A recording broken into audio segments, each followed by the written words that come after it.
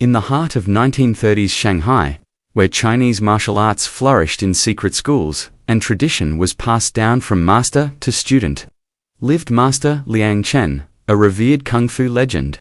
His style, Fury of the Wind, was feared and respected.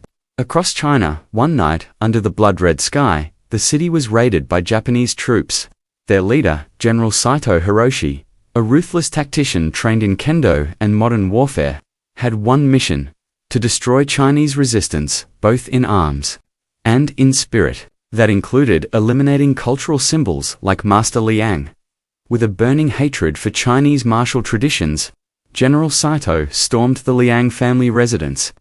Despite being surrounded, Master Liang fought with unmatched ferocity, taking down dozens of soldiers, but Saito, cold and calculating, waited, then struck with a gunshot to the back. He killed not only the master, but his entire family. Fearing the rise of another fighter, except for one, a 5-year-old boy named Liang Wei, hidden under the floorboards by his mother, moments before her death, watched through a crack as his world burned. Part 1. The orphan's pathway wandered the streets, surviving on scraps and fury. Taken in by a silent beggar who turned out to be a forgotten Shaolin monk, Wei began his secret training in the mountains. While others his age played, Wei broke stones with his fists and meditated in ice-cold rivers. He learned not just to fight but to endure, to wait, to plan.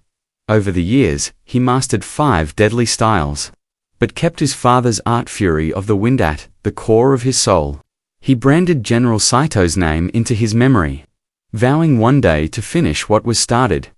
Part 2. The Return of the Wind. Now, a man, known only as Shadow of Liang, Wei returned to Shanghai silent, focused, lethal. The city had changed. Japanese soldiers patrolled the streets like kings. General Saito had become the governor, living in a fortress guarded by steel, guns, and dishonor. One by one, Wei began dismantling his army not with bullets, but with fists, blades, and smoke.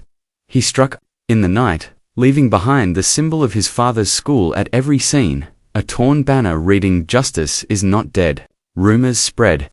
The Chinese whispered of a ghost, a wind of vengeance that could not be caught. Part 3. Vengeance at dawn. At last, only one man remained. Seto Wei infiltrated the fortress, slicing through guards with ghost-like precision. The final battle took place in a grand dojo lit by morning light. Saito, now older but still deadly, wielded a katana with expert precision. Wei fought with every memory of his family etched into his bones. Steel clashed with skin. Kicks met slashes. Bones cracked. But in the end, Wei overpowered the general not with hate, but with truth.